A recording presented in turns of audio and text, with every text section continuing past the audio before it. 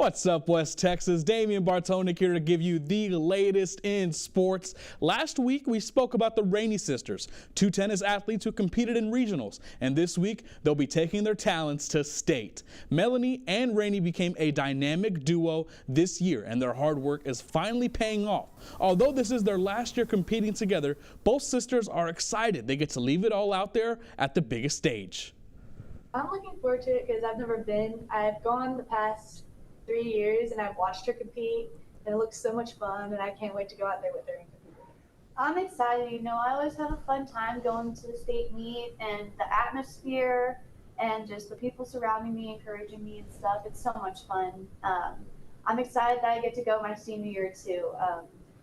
I'm excited that I get to, you know, finish my year off with my last sport at the state meet. And staying on the asphalt, the Angelo State Ramblers punched their ticket to the Sweet 16 round of the D2 College World Championships. On your screen is the moment they found out they'd be heading to Florida with a chance to further make history for the program. This is just the second season under head coach Jason Pothoff, and while he's typically a man of many words, Coach summed up this cool accomplishment quite nicely. Get the win that you know, we really wanted to get during the tournament, but yeah, to get it on this stage, and you know, first time going to Sweet 16 for Angelo State Tennis was a really cool thing for everyone to be a part of, for sure.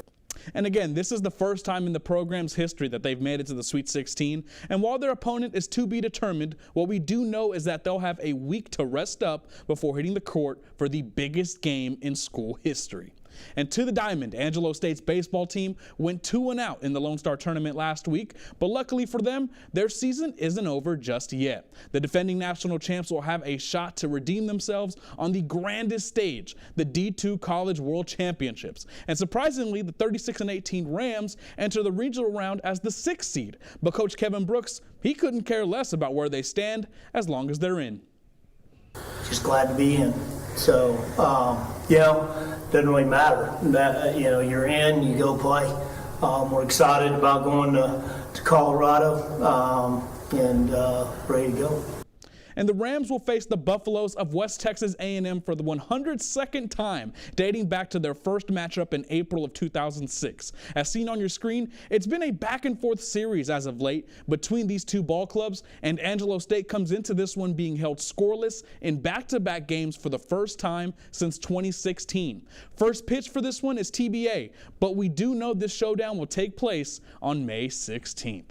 All right, now, Ric Flair is a 16-time world champion. Michael Jordan went 6-0 in the finals, and the Central Bobcats gymnastics team has now brought home 14 state titles after their most recent victory earlier this month. The Cats had members of their boys and girls teams bring home state crowns, and for many, the standard that head coach Tony Walker implemented nearly 4 decades ago is still alive and well after this historic feat.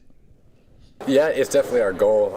Whether it happens or not, you know, we try our hardest, and if it happens, great, and if not, you know, at least we went out trying our hardest. Especially because of how good of a reputation we have. Like, we have very high standards, so you always want to keep on leveling up with the standard.